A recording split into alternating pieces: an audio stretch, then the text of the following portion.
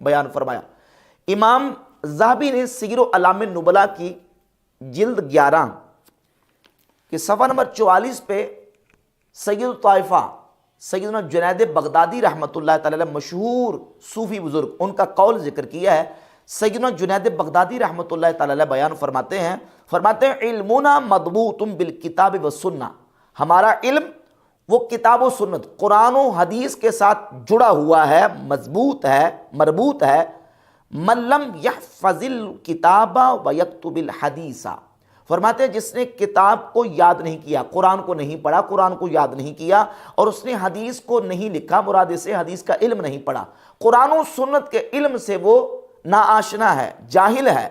ولم یتفقہ، اور اس نے فقہ کا علم حاصل نہیں کیا، لا یقتدی بہ، اس کی اقتداء نہیں کی جائے گی، اس کی پیروی نہیں کی جائے گی۔ اور اسی طرح سیدنا تیفور بن عیسیٰ بایزید البسطامی رحمہ اللہ المتوفی 234 ہجری، ان کا قول امام بہقی نے اپنی کتاب شعب الایمان کی جلد نمبر 2 صفحہ نمبر 121 پہ صفحہ نمبر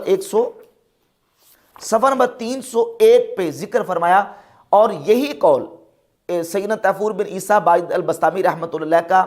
امام ذہبی نے سیر اعلام النبلاء کے اندر، حافظ ابن کثیر نے البدایہ والنہایہ کے اندر، اور تقریباً بہت ساری محدثین کی کتابوں کے اندر یہ قول سیدنا تیفور ابن عیسیٰ بایزید البسطامی رحمۃ اللہ کا مذکور ہے۔ امام بہقی شعب الایمان میں ذکر فرماتے ہیں صفحہ 301 پہ، لو نظرتم الی رجل اعطی من الکرامات، سیدنا بسطامی فرماتے ہیں اگر تم کسی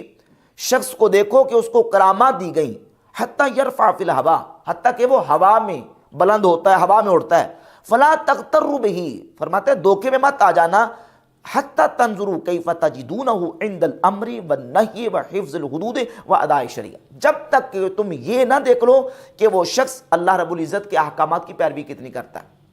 وہ اوامر کے اوپر کتنا عمل پیرا ہوتا ہے، اور جن کاموں سے شریعت نے روکا ہے ان سے کتنا رک جاتا ہے، اور وہ شریعت کی حدود کی کتنی حفاظت کرتا ہے، وہ ادائے شریعہ اور شریعت طیبہ کی وہ ادائیگی کتنی کرتا ہے۔ یہ سیدنا بایزید البسطامی رحمۃ اللہ کا قول امام بہقی نے شعب الایمان میں ذکر کیا، اور دوسرا قول ذکر کیا، بسطامی فرماتے رحمۃ اللہ، من ترک طلب العلم وقراءۃ القرآن، جس نے علم کے حصول کو ترک کر دیا، قرآن پڑھنا ترک کر دیا، والتقشف،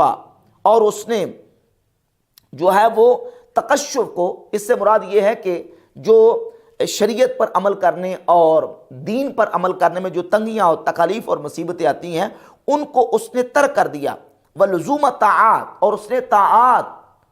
کو لازم پکڑنا ترک کر دیا، وحضور الجنائز، اور جنازوں میں شرکت کرنی ترک کر دی، وادعا ھذا الشان فهو مدعی، اور ان تمام چیزوں کو ترک کر کے بھی وہ دعویٰ کرے کہ وہ اللہ کا ولی ہے، تو فرماتے ہیں فهو مدعی، پس وہ پھر وہ دعویٰ ہی کرنے والا ہے، وہ اللہ کا ولی نہیں ہو سکتا۔ یہ سیدنا تیفور بن عیسیٰ